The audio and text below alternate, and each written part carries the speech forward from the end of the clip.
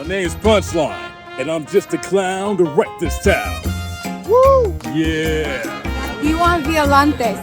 Violante the Undead.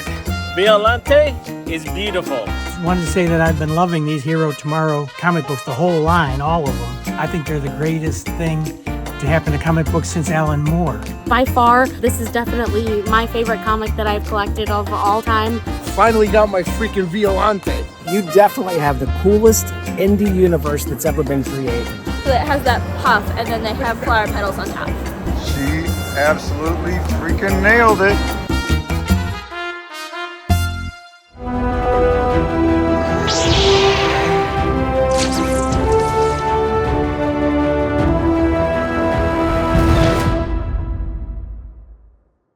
I am here with Ted Sikora, who is the writer, creator, I mean, it's there on the bottom, writer, creator of Hero Tomorrow Comics, which is a line, not a specific comic.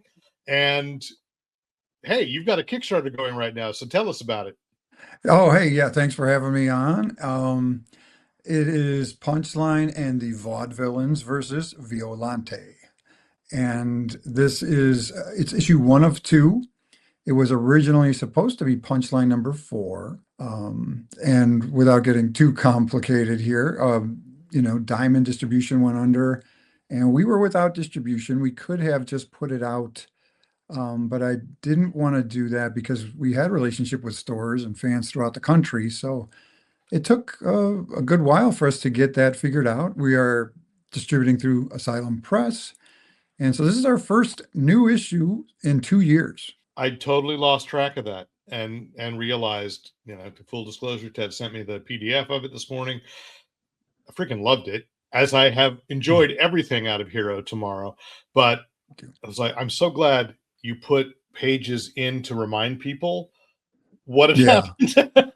No, I knew it, and I've been really lucky to have been mentored by some industry greats, Jim Shooter and Jim Salicrup. Salicrup mostly, I would say, but Jim Salicrup will go through our books and he's like, not talking about this one, but it's what implanted this sort of importance in my mind.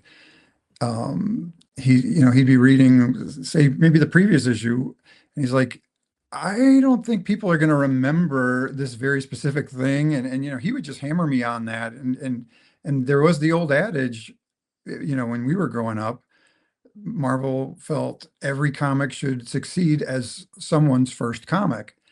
And the first issue I ever picked up was, like a Marvel team up with the Valkyrie, and it was part 2 of that story. And I loved it. It didn't matter. They wrote comics in a way that they knew somebody was just going to pick them up. So with this one, I doubled and tripled down on that. It's a 48 pager, 34 pages are new, but we give you all kinds of, reprinted stories from Tap Dance Killer. There's a recap of who the characters are. So I think, I'm glad to hear that it kind of had a seamless feeling. And for those who feel like, oh, I've got to catch up, though I do think you did exactly the right pages and the right text to explain. Tap Dance Killer has a paperback or a hardcover, actually. There's a reference to Apama, so there's a couple of volumes of those out as well. People can find that. And the Vaudevillains, has that been collected? I mean, I get confused because I've backed everything anyway. Yes. So. No, quick little snaky path. We made a feature film. It was a dark comedy about a superhero who, dark comedy about an aspiring comic creator who has an idea for a superhero. Because I just rewatched this like a month ago, and okay. So I know. He can't get it published. His girlfriend makes him a costume of his own character for Halloween, and then he starts running around in this costume trying to fight crime, but with no powers. And then it played film festivals. I think that's, we debuted it at Comic-Con, actually. And it was suggested that we do the book that our main character would have published, and we were like, that sounds great to us. So we did Apama the Undiscovered Animal. It's about an ice cream truck driver becomes a superhero on the west side of Cleveland. And it was really intended to be one single issue on our website for the movie. But we found out how much we loved making comics, and we got great press from it. And then we're like, well, the first issue is really just a clean origin. There's no superheroes, there's no villains. So then we had this strange opportunity, I think, and why people kind of sometimes like our stuff is it builds one character, one rogues gallery character at a time. And it wasn't like we started what a lot of, I think, companies do. They come out with this populated universe as their first thing. And you can't really react to the readership. You can't really, know which. I just think it's an organic way, and it's, modeled very much how Amazing Spider-Man started. In those first 20 issues, how many great characters were introduced? Yeah, you are the exception to a thing that I've noticed a lot. It is every superhero comic has seemed to develop like this really weird side universe that's still connected with the larger universe. But I prefer, yeah, I'll say it. I prefer the Hero Tomorrow approach of, yes, there are many characters, but they are all contained within this. You're not piling on 5 books a month. Well, obviously because of Diamond, but it's easier to catch up and and follow through. And yet at the same time, very different. I want to focus though, because we can find all those back. I love the Tap Dance Killer, always have. But I think your breakout character right now, clearly, because I don't remember seeing this much cosplay every time you went to a convention, but Violante. Thanks. Yeah. So in Apama, we introduced Tap Dance Killer and Tap Dance. So she got spun into her own series. In that one, we introduced Punchline. Heavyweight boxer becomes a clown assassin. There he is. Yep. And then, so now Punchline and the Vaudevillains, this is the new series. And that is where we debuted. So she was actually in Tap Dance Killer. And again, one of the benefits of doing indie comics, where we're not, our storyline isn't passed to another writer every 3 years. It's all you. Yeah. The seed for Violante was dropped in Tap Dance Killer. So there's a character named Fletcher. He's the mad scientist of the Vaudevillains. And actually, I'll show sort of this, make a little visual. So, all right, this is the final page of Tap Dance Killer #1. There's Punchline. That's his first moment. This guy here, Fletcher, he's the mad scientist of the group. He has a girlfriend who is sick. And he finds out about this mystic healer in Mexico named Violante. So he travels there, doesn't bring the girlfriend and Elizabeth, but he explains what he's trying to do, and Violante agrees to help him, puts him in this trance where he's talking to spirits about how to enhance human DNA. And Fletcher gets what he wants, and then he wants it only for himself, so he shoots Violante and her boyfriend dead. Well, not so easy to kill a mystic healer. And now she's come back for revenge against the entire team. And the team doesn't know anything about Violante. And I got another little image of her. So when I designed her, I was having a hard time doing it on paper. So I actually did it on a mannequin head and made an old Mexican movie looking variant cover out of that. But yeah, we've had some killer cosplays for her. Well, and there's interestingly, you have another character in this issue that I've kind of, again, it's been a while, right? The woman who Punchline is Lupe. For kids dating, but she puts on clown makeup and it's really luchadora too. So, you are very much leaning into the Latino, I'm not going to say market, but imagery, and I think accurately, but I was thrilled to have been invited to the Latinx Comic Art Festival in Modesto 2 years ago when we debuted Violante, and I went back again this year, and it for me, Tap Dance Killer really was a thing that kind of opened my eyes, so this is a Black woman and the character. I'm married to a Black woman. We have a daughter, and I wanted a kick-ass Black female character in our universe. And I saw doing convention after convention how much that meant to people, and we took a trip to Mexico, and I was super inspired by the imagery I saw there. I didn't want to copy, characters that I had seen, because there's a ton of Day of the Dead great looking characters, but the thing with what we do with Violante, her dress is like a dried rose, so there's a sort of a different kind of death represented. She's colorblind, so she can't. It's purple instead of white, and I'm just thrilled that it resonates, with anybody, but especially with the Latin community. And I show the issues to people that will tell me if there's things wrong, that I would miss as a white dude. Yeah. So that's good. Yeah. I mean, I told you when you first introduced her, and I can't remember what convention I saw you at, but that was like, oh my God, that was arresting. Like, Apama's cool and somewhat funny to me. There's nothing funny about Violante, and which I think was your intention with Apama too. Like, I don't want to be. No, it was a lighter-hearted adventure. Yeah. And if anybody watches, the film, which is called Hero Tomorrow, I mean, that feels like it came out of a time when I was getting sent, as the editor of Fanboy Planet, a lot of movies about the guy with no powers who starts thinking he's a superhero. There was like this, like 3 years, it was in the air and everybody wanted to do it. Yeah.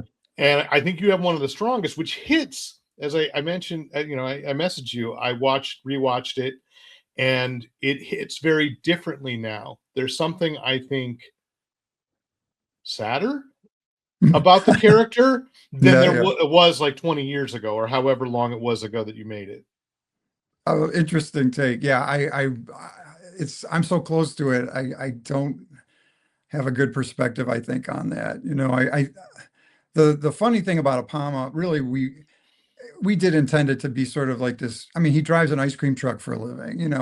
This is not a serious guy, but we do play it very straight. But the point about other characters maybe hitting harder, Apama was made to be a hard to explain idea in that movie.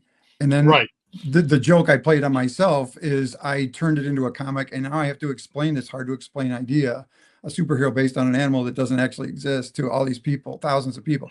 So yeah, like when I came out, when Tap Dance Killer came, it's like, oh, those words just mean something to somebody. And she was selling much better, and we're still doing Apama issues, but it's on the back burner because, you kind of go with the hot title. Well, yeah. And you've got as an indie creator, and you are, I'm not, it's not opportunistic. It's like, yes, this responded, like, even a few years ago, Bloom, the villainess there, when you did an origin miniseries, it's just so, everything's so wildly different. Which I really like, and I've said that to your face, so I'm not, I've said it at conventions. I've grabbed you now. It's gonna that I've grabbed people at conventions and said, hey, have you met Ted? You need to talk to Ted. So where you've got this Kickstarter campaign, and you started as you were a filmmaker, you wrote a musical. I have that on my player right now, because I'm like, I'm going to talk to Ted. So, are you going to swing back to that? Do we see Violante especially? She could definitely be a standalone horror character. Do you see yourself going into that? Yes to everything. We're actively, shopping things around for whatever, TV or film. We've had people nibble, on the line, but we haven't gotten that bite yet. But Violante, I wrote a screenplay of her from as a child to what happens, just from her standpoint. So that's something that Bloom, same way. When I created Regina, which I actually have a little prop here. There's Regina. Somebody made this for me. It's a one-off. Oh, I was going to say, damn it, if you have an action figure, I haven't bought that. No, this is I don't know what they would charge for that, but probably about $150, $200. No worries. She started that was a screenplay too when I created her, and I thought, well, it'd be a perfect companion to our Hero Tomorrow universe, and back to why we like making comics. We can just control our destiny. I don't have to wait on the funding, everything that goes into making anything to do with live media or even animation. So, yeah, and back to the musical too. I'd really like to Nothing Like Vaudeville. Now that these characters are more known, I'd love to do a stage version of that.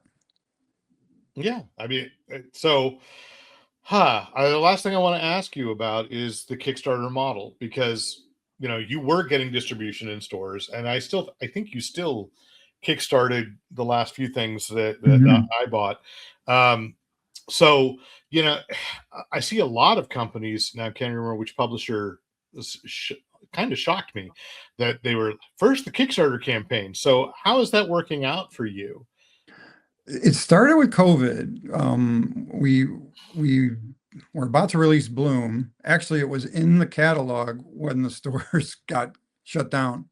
So Diamond, did me a solid. They said, "Hey, we think we ought to pull this solicitation because nobody's even going to see the preview guide." And so I was like, "Great." And then we decided to come back with a model where when the issue is solicited, it's also on Kickstarter, for that time. And I was maybe concerned that some stores would be not happy with that. But when you really break it down, I mean, there's 2,000 accounts for stores or something like that. And, our campaigns maybe draw, at the best around 400 people right now. So, that's not really eating into anybody's margin. And the bottom line is if we didn't do the Kickstarter too, we'd just be out of business. So Yeah, it's kind of like it's that or nothing. So, if somebody doesn't like it, I guess they won't order our book, but well, and it's hard to make noise. I think the Kickstarter campaign helps from that perspective. From all yeah, I kickstart way too many. I back too many things a month. No, you don't. No, you But don't. no, We need you. But yeah, I know that's so yeah, I mean, it's hard for stores to notice, and I think you have a retailer incentive as well. I know, not to my own harm, but Well, what we did with Horror Not Hate was that, like, there's a retailer so package.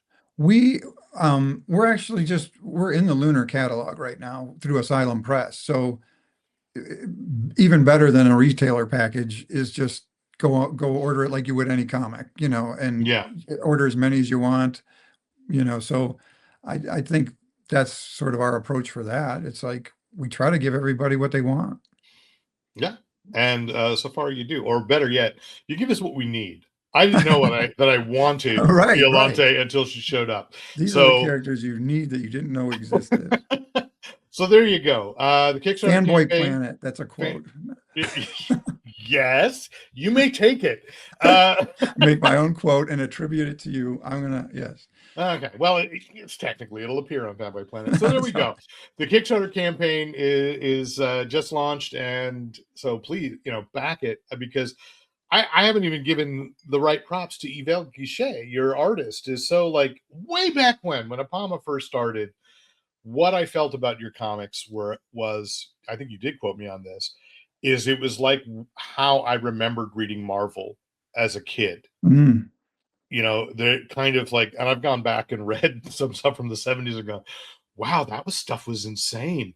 But I ate it up. And that's the feeling you put back in me with, with the art, feeling like, yeah, that was it was 70s style. And that's a positive for me, and I just really noticed on this that, am I saying it right? Yvel is Yeah.